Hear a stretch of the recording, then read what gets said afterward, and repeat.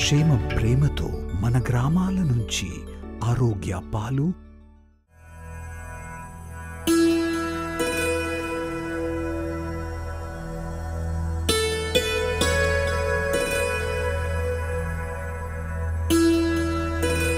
Welcome to episode 2 of Ramayana with Anuja.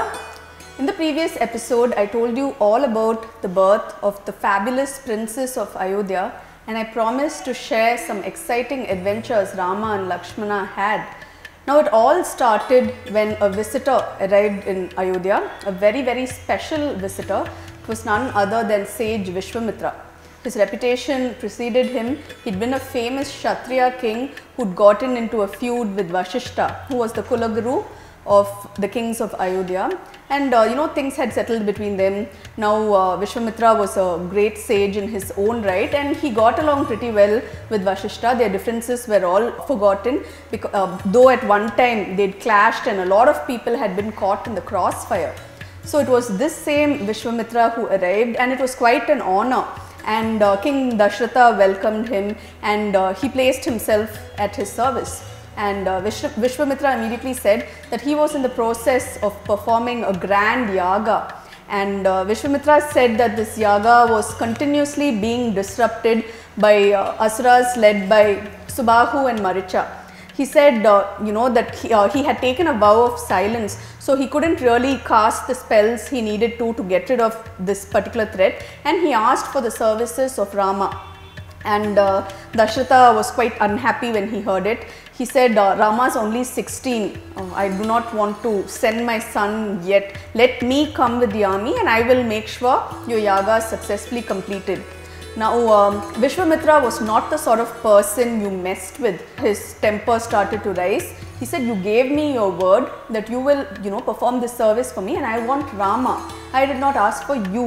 And Vashishta immediately said that Vishwamitra is a Trikala Jnani. That means he can see into the past, the present as well as the future.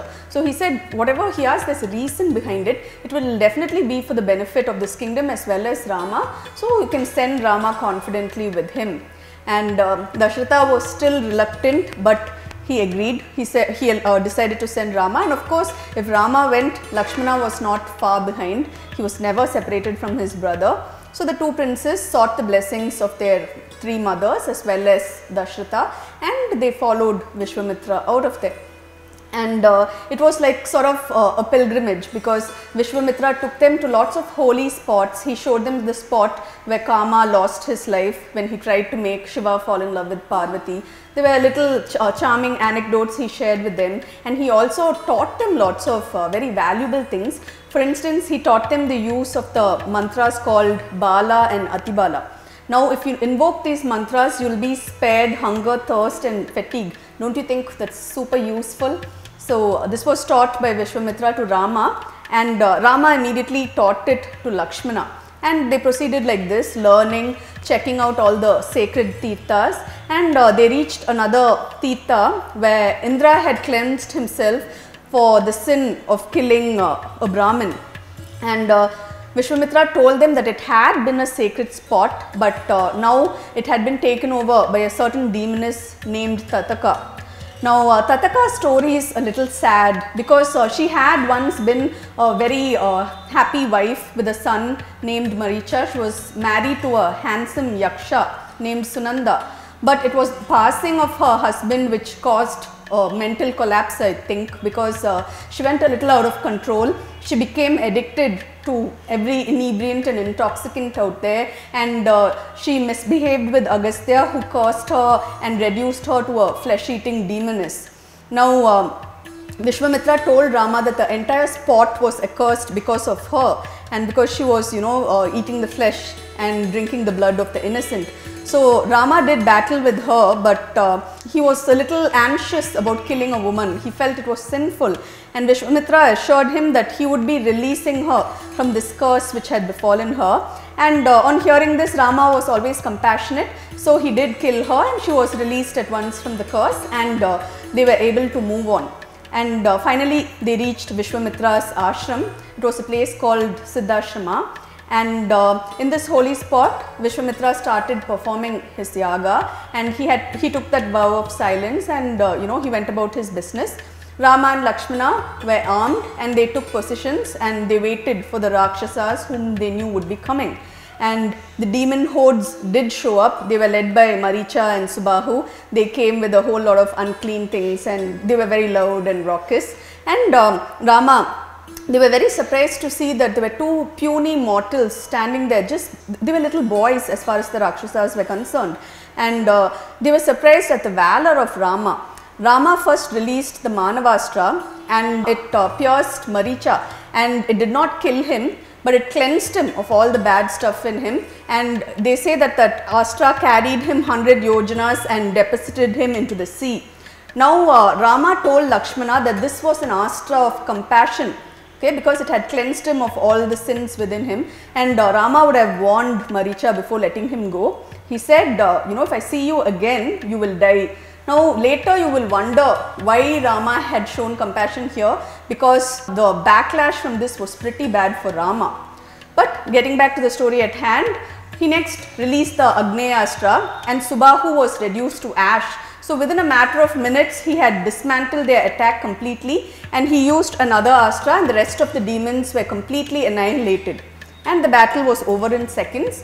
Vishwamitra was able to complete the yaga very peacefully, and he blessed Rama and Lakshmana. He said, your actions today have ensured that for many generations humanity will be benefited thanks to this yaga I have performed.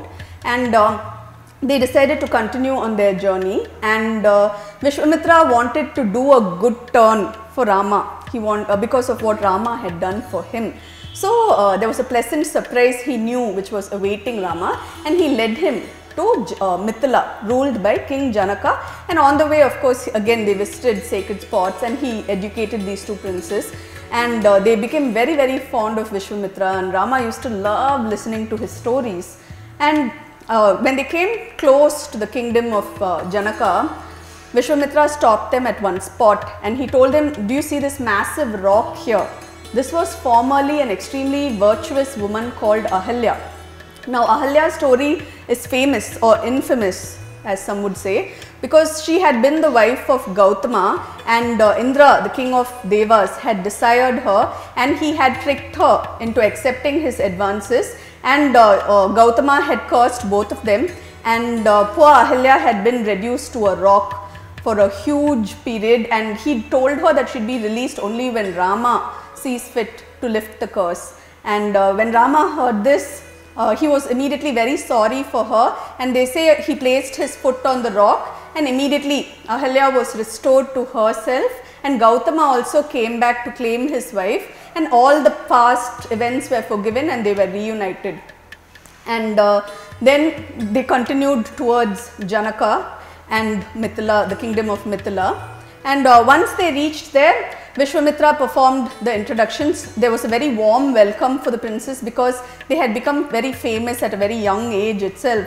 And Janaka took one look at Rama, and he knew that he wanted him to be his son-in-law. And he started telling them the story of how he found Sita, who was the pride and joy of their kingdom. And he told them how he'd been performing a sacrifice, and he'd used a golden plough to turn over the land, and in a furrow they had found this beautiful golden baby girl who was the daughter of Bhumi Devi, and he had adopted this beautiful girl and named her Sita. And he said he was looking for a groom for Sita, and Rama felt something stir in his heart, and he knew that this woman was going to be his fate. Now Sita was not just beautiful, she was also famed for her impeccable conduct. She was supposed to be the nicest girl out there, not just the most beautiful one, and she was at an age where, her father was trying to find a groom for her, and he wanted none but the best for his precious daughter. So he'd come up with a very, very difficult task for prospective suitors to attempt.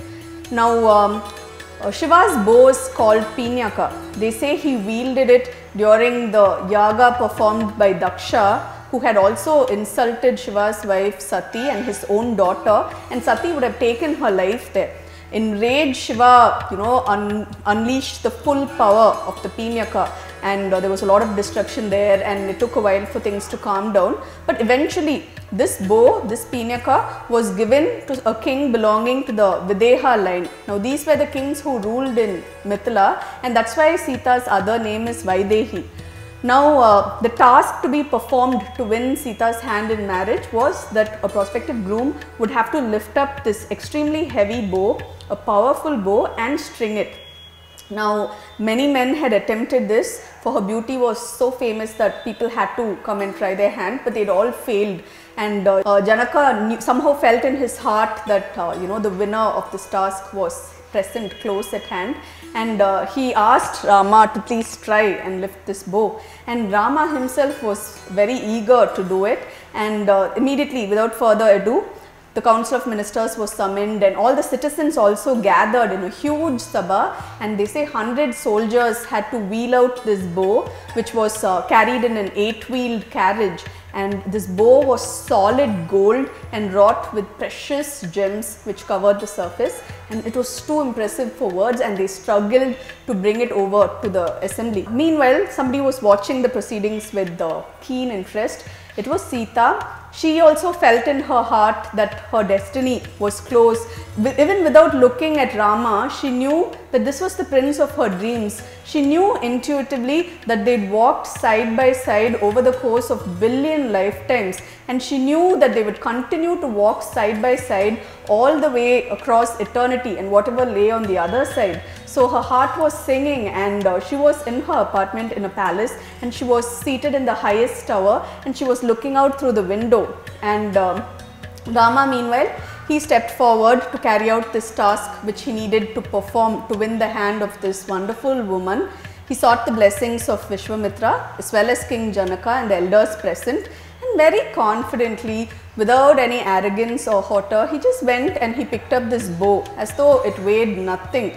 He picked it up, and then when he strung it, they say the great bow of Shiva's just shattered, because of the impact, and all the people started cheering. They knew that they had witnessed something truly incredible, and that's when they all saw the divine spark in Rama, and they knew that Sita had found the perfect husband, and the cheers rang out, and there was so much celebration because these two beautiful, incredibly special souls were going to be united in marriage. So on this very happy note, I will take leave of all of you. And I'm going to tell you one more thing. Please remember to hit like, share and subscribe to our channel. And if you have any thoughts on this episode, please share it with me in the comment section. I love listening to your opinions, and I promise I will respond. Thank you very much.